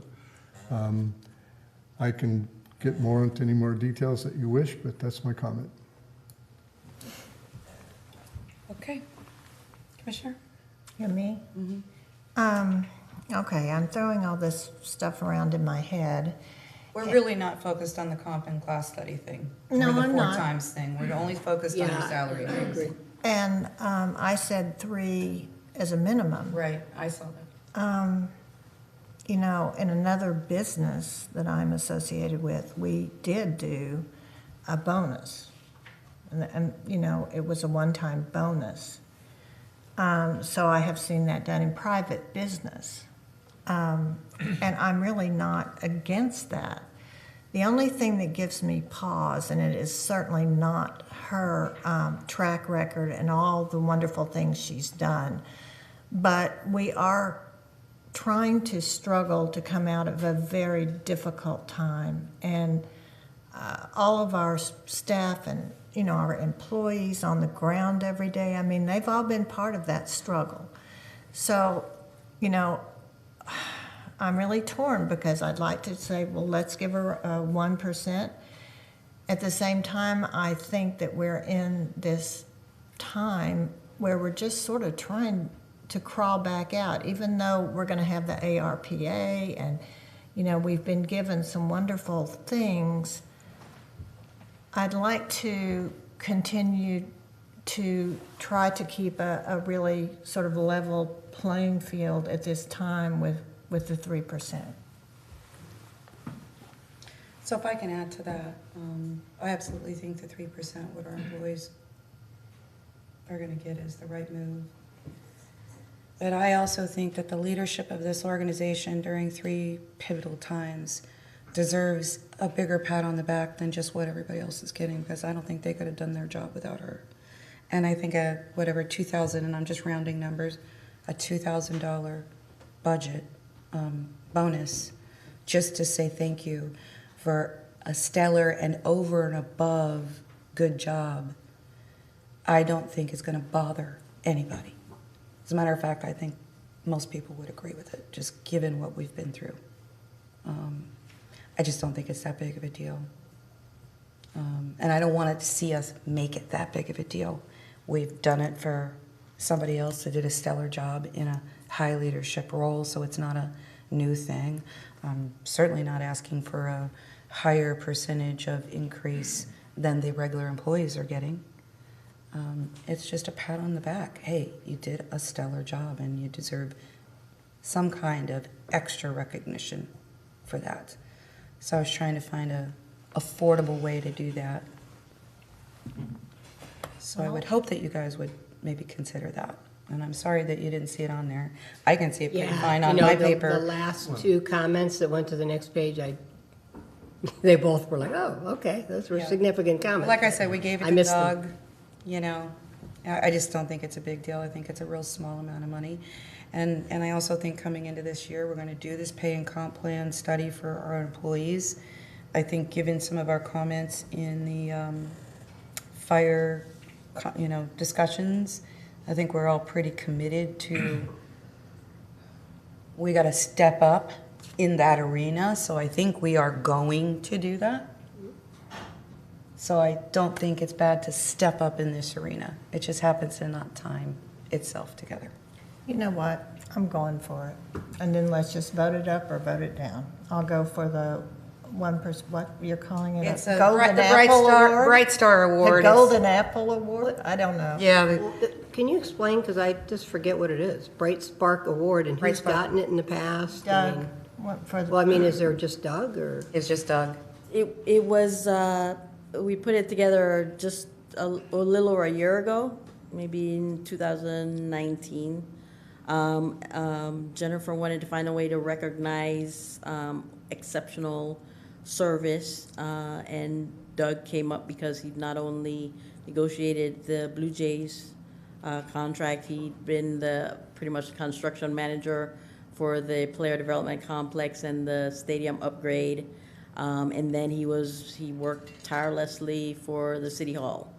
So that we kind of, used a program that another city had, and we just kind of morphed it into the Bright Spark Award and came up with the 1% as a reasonable amount of bonus, a one-time lump sum bonus. And that's it. And we haven't done it for anybody else yet. Jennifer could be our second. Well, where are we, ladies So we'll and make a gentlemen? motion. Hey, Make a motion. I'm going to make the motion that she gets the 3% merit increase, as do all of our employees, and that in this situation with the Gladys Douglas Preserve, with starting City Hall, with pandemic really being extraordinary with all of us. And not only, it was our businesses also, and it was our employees, and it was our citizens. So, and because of those reasons, I'm willing to also do a 1%, what is it called? Big Sparkle Award? Bright Spark Award. Bright Sparkle Award. So that's my motion. I'd like to ask for some assistance from the attorney here. We're here talking about also a salary. We were talking about a salary increase, and now we suddenly have changed it to a salary and a bonus, as far as I'm concerned. And we were asked about if we were, wanted to make a salary increase on the form. Okay, can I just wait to put this on the table? Can I get a, excuse me, Commissioner, excuse me. Can I get a second before we finalize this conversation? I just wonder, just putting it out there, if we could vote on a pay increase and talk about the bonus at the next meeting. I just think, I'm not Okay, necessarily I can't let against it you at keep all. talking either. If I can't Okay. let him, I just want to know if there's a second to this proposal. At least for discussion purposes. I'll second it for discussion purposes. Okay, thank you. Okay, go ahead, Commissioner Twonga. So, we have a motion here that I wasn't expecting. That can happen at all times, always, anytime. I didn't want to jump in and try to stop it. Perhaps I should have quickly made a motion about the salary, so we did that one first. Now we're combining both of them, and so you have it, if you don't wish for one of them, you have to vote both of them, against both of them, and it appears to be a very leading motion, and I don't know the answer to it. So what were you asking the attorney? You were trying to ask the attorney So I was trying to ask the attorney before we seconded the motion, if there could be some consideration before. I knew there probably couldn't, but I wanted to ask before it got seconded. I don't want to see that voted, I would not want to see it voted down from the increase, because I believe that she should have the increase. Now There are statutory limitations on bonuses, which which I didn't know was gonna come up tonight. Not that I don't want you to get that, that's not what my purpose is, but there are, statute 215-425 on extra compensation and bonuses, and I'm sure that I'm not as familiar with the Spark and how that was put into place, and so I can look at that before your next meeting if you'd like me to. But that certainly doesn't apply to the salary increase. Jesus, I turned this thing in like weeks ago, and I made it very clear what I was going to propose. Well, we just got the joint one this week, though. Well, Yeah, So but you're that talking again, that's staff. You're because talking people staff. turned in their reviews at the last minute. So I'm embarrassed that this is happening in front of our city manager because of this. I mean, it's such a little request, and it's embarrassing. It really is, in my opinion. I don't mean to be disrespectful to anybody, but people turned in their reviews late. You just saw it. You missed this piece. Well, I mean, I made a very clear proposal. It's not that hard, and it's not that much money. It really isn't. And for us to make this big deal about it really kind of negates the hard work that she put in. Tonight's the night we're supposed to make the decision. I don't want to talk about it at the next meeting. I want to make the decision tonight and move on. She did a great job. Let's reward her. It's $2,000. My God. And I know I'm probably being very disrespectful to all of you. We're making such a mountain out of a molehill. I think that's your opinion. It is my opinion. And I believe you are. And it wasn't had anything to do about anybody turning anything in at any given point in time. I read your proposal. I saw it as two parts. We were going to be doing a salary recommendation. I don't like talking about this at all. I said that. That's why I said, can we stop this before it happens and make it two, and we'll have the vote and be on with it. So we have a motion on the floor. You know, I'm just going to say this. I'll do it tonight. I think that what you just said isn't fair. I think that I'm not that familiar with this program. It is a break from tradition, and it deserves, just a fair thought, in fairness to every commissioner up here. Again, I'm not going to make I just went on and on. I think we have the greatest city manager going. I don't want something incredibly positive, because I know how hard it is, to keep a good city manager. It's terrible to try to get a good city manager. We have a great city manager. I don't want this to turn into a negative night. I'm an HR person. I get stuck in traditional equity across the board, and sometimes that takes me a little longer to think it through. Doesn't mean I don't think she deserves $50,000. I do. I know that. But I'm a traditionalist. I want to make sure we're thinking of the equity through the whole city. And I don't agree with a couple of the principles of, I think we are in line with what competitively we should be doing, and we need to treat Jennifer right in the way she deserves, and make sure she stays here. And I think she totally loves being here. But so I don't want to be put on the spot to make a positive night a negative night for our city manager. I agree, it's embarrassing for Jennifer to have to sit here.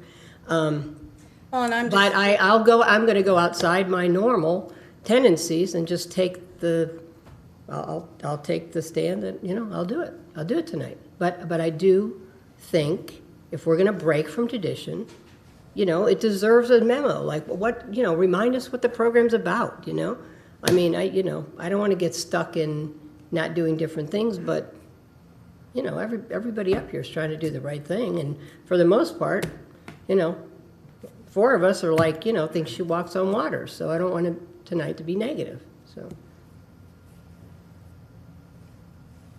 Can I call the question? Can you call the 1% a One time? Yeah. One-time A one-time increase for work that has not yet been performed. No, No, you can't do that. It's for the work that has been performed. Why? Is there some? No extra compensation can be made to any officer, agent, employee, or contractor after the service has been rendered or contract has been made unless it's pursuant to this bonus scheme that might have been the Spark program, but that has to consider all employees. It gets a little bit more complicated if it's a bonus for past work performed. Then how did we do it for Doug? Because it could have been a policy that was considered all employees based the describe performance standards and evaluation process by which it would be awarded. Notice goes to all employees. And there are ways that you have to do that. And that's why I said, as I didn't look at that, that might be your frustration, is that wasn't looked at before tonight as we sit here. I'm frustrated that the thing, and it's not Teresa's fault. No. It's our collective fault. I'm frustrated that this document came out at the last minute and that some didn't get a chance to read it. I'm frustrated by that. I'm frustrated that people saw that proposal, and if there were concerns, they should have been questioned before we got here. So I'd like to make a friendly amendment to the motion. I'm That fine. we would go with the can separate 3% and we delay discussion of a bonus till the next meeting when with proper research has been done. And that's fine with me. Are you okay? And we love you, Jennifer. I was actually going to suggest either we bifurcated it. See, we vote on one and then we vote on the other. So we bifurcated it. So it was very clear. And if that was my bad, because I tried to put 2 together, maybe that was very confusing. So, I think what Commissioner. No. I'm on my roll. And that's exactly what I'm going to do. I'm going to accept her amendment that we have some background on how your bright, smart works, and some legal opinion, because we've sort of thrown poor Nikki into, the depths tonight also, and that we bring it back. So we vote tonight on the 3%, and we bring back for full discussion on the one-time bonus. Can you all handle all that? Okay, so that's the friendly amendment that's been accepted, Rebecca, by the maker. Okay, any final comments on the 3%? Well, yeah. I'm going to go back and say to Jennifer, I'm sorry that this turned to be so murky, but go back to what I said before. I mean, you are a great city manager, and I am very happy to support a 3%, and I wish I could give you a lot more, but I hope that this will always be your home. Thank you. Commissioner Kynes, anything further on the 3%? Jennifer, I totally agree with what everybody said. You've done an extraordinary job, and I will always say that I have seen other organizations where they do not have a strong leader at the helm, and that's when things fall apart. The famous novel, Things Fall Apart. And when you have that strong leadership at the helm, it is a matter of trust. It is a matter of who you surround yourself with, and if you can surround yourself with the best and the brightest, it's a real credit to your character. So I'm more than happy to be able to give you tonight the 3%. Thank you very much. Anybody else? Commissioner Torngo? Jennifer, thank you for being our city manager. Thank you. Thank you, Jennifer. Thank you. I also thank you. We did all that. And, you know, Thank you, Mayor. I don't think it's individuals on the commission that I'm frustrated by. So I hope that you all don't feel that way. I understand. I'm frustrated by the last minute, the way it's happened last minute, and that we could have had all of that information. So I guess maybe it's more about the process than anything. But in fairness, it's a break from tradition. I don't necessarily think it's a bad idea. It is a break from tradition, though, and I think it's fair to let everybody think that through. Okay, roll call vote, please. Commissioner Tornga? Aye. She will Vice not Mayor. start with me. Go ahead. Vice Mayor Gao? Aye. Commissioner Franny? Aye. Commissioner Kynes? Aye. Mayor Burzowski? Aye, and that motion passes unanimously. And then the last piece of this is the goals. I'd just like to suggest we go to the High Noon and have a painkiller drink right now. That's what I'm thinking. And I'll treat you, Jennifer, to yours, okay? Well, and let me just ask you before we get into this. Again, we got the compiled document at the last minute.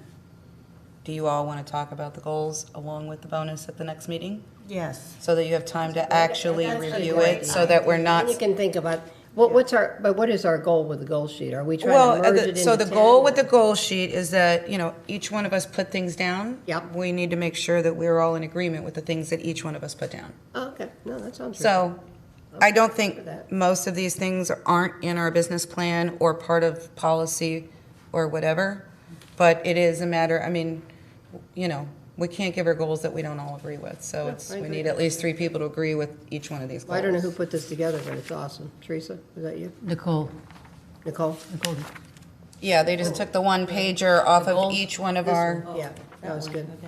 Each Look at that look. But these goals were on each one of our things, so, you know, if you probably didn't read all of these either. So I just want to make sure that we collectively say okay with that. Okay. All right, so we will put off approving what's on here until our next, and I don't know what is on our next meeting. Oh, and I do have to tell you something about the next meeting. Sure. I will make the workshop, then I fly out, and it's for the Florida Council on Arts and Culture, and it's to Key West, and then I will fly back as soon as that meeting's over on Thursday. But if anything goes wrong, I may not be here. I mean, I'm flying out of there at 1, so there should not be any issue, but I'm just, because Okay, so we have on that meeting, I'm you just have a looking. very big thing on that meeting. Pension and retirement system for the firefighters. First reading of the development agreement between, Causeway Hotel. But, I mean, I've made all plans to fly out of there at 1 and be back over here by around 3. I'm just telling you the best laid plans of mice and men. Okay, so let me just look at the let me look at the work session, please. Hang on 1 second. Work session.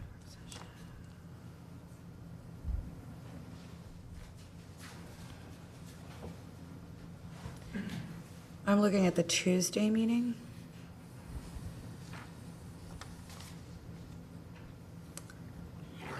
We look good. We look pretty good. Do you think we could add this discussion? We did the performance, which is what was really the most important. work session? Yeah. I agree. I always Instead of suggest the same the night of the Dunedin Causeway Hotel, because that's going to be, and this is a long one too with some of the comments, but this is, I think once we get to this, we'll move through this quickly. I really do. I don't think it's going to be. So you're gonna. I think we had our long dialogue tonight. You're gonna add that Tuesday, and I. To the Tuesday. Yeah, and I And you'll leave be at there. 4 o'clock So after. you'll be good, you'll yeah. be a part of that conversation. Totally We a know part you'll of be it. there. We're not gonna be all exhausted and tired after the Causeway Hotel. I think that would be better. You okay with, everybody okay with that? It makes sense. So this would be the October 5th, Tuesday, October 5th. You good with that, Rebecca? I'm good.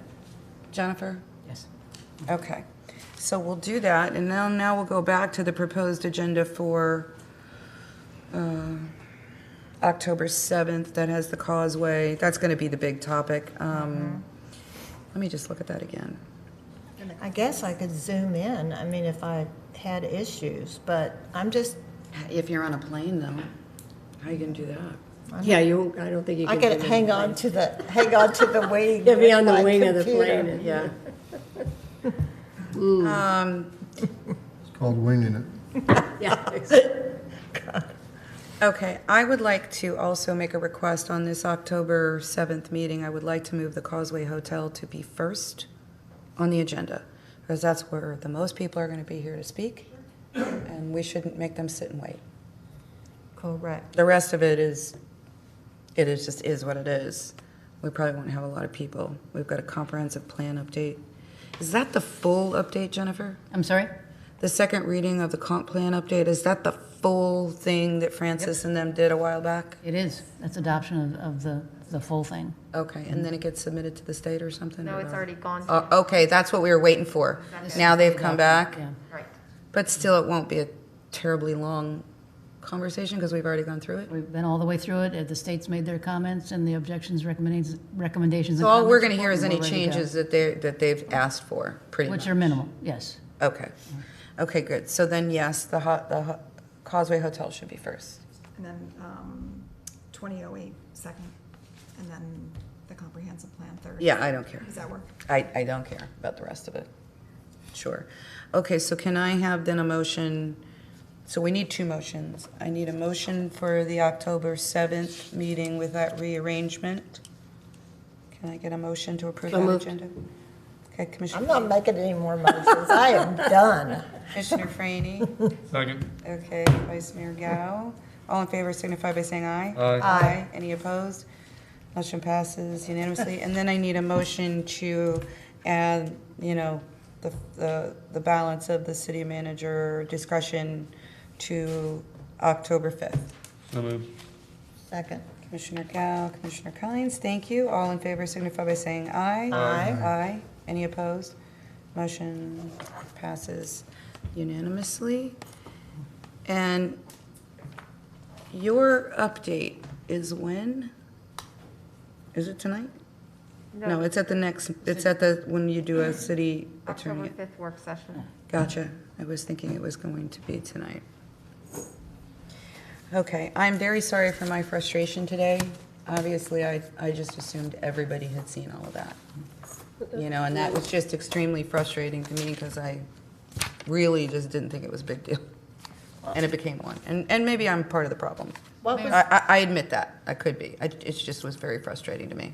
what was the name Oh, of and that you need, drink? you need comments. What was the name of that drink? That's what I'm. Painkiller. No, Maybe I need one of those. no, and you know what, in fairness too, I want to say this, because I think sometimes when people are watching, and I'm sure that was ridiculous looking to anybody else, Right. it's because we can't talk to each other behind the Yeah. scenes. So sometimes you're shooting out of somewhere I'm not thinking, and you're shooting out of another place, but we can't talk other than right here, so it may seem a little, Awkward. yeah, but you know what? We almost always get to the right place. Well, and So I that's the did key. also let my frustration get the best of me. I was getting a little bit frustrated too, but, so I apologize for that. Yes, I didn't give you a chance to do any comments, Jennifer, and I'm Yes. so sorry. See, we were so focused on, this big of an issue that, Other things. yeah.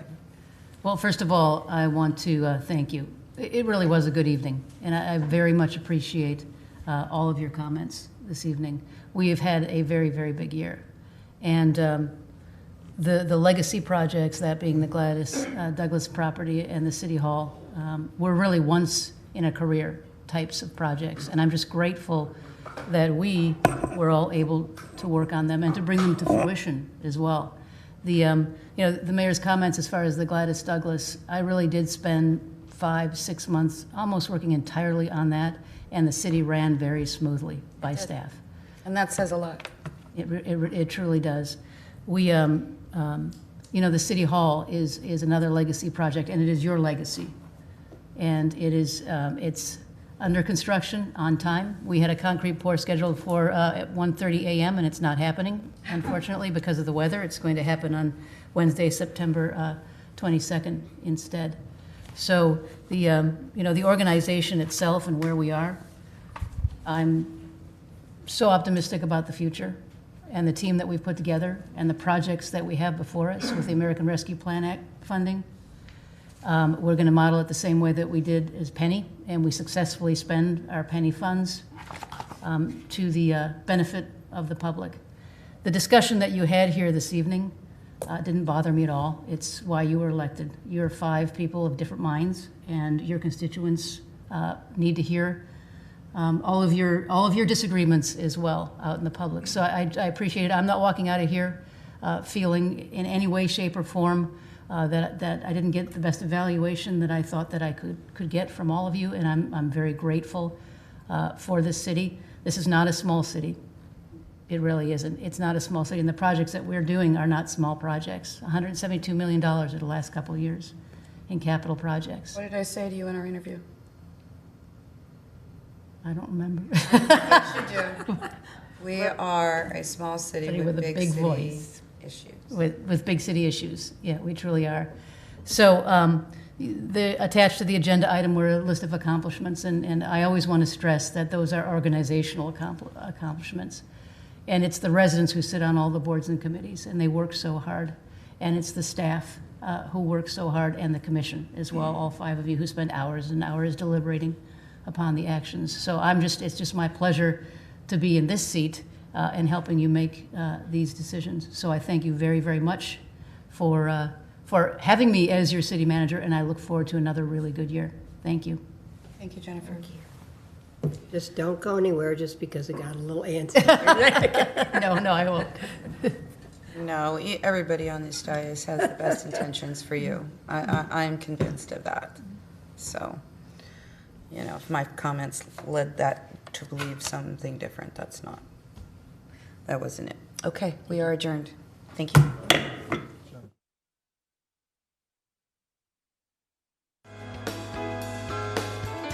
Thank you for watching this City of Dunedin government meeting.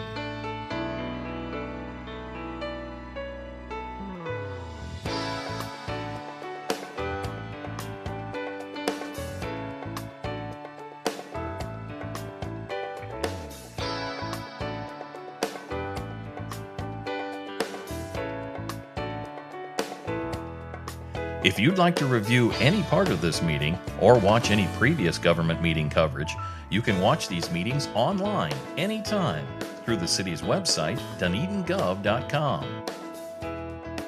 Stay connected with everything Dunedin. Follow the city on this channel and on the city's Facebook page, through Twitter, and on the city's YouTube channel. Thanks again for watching this Dunedin television production.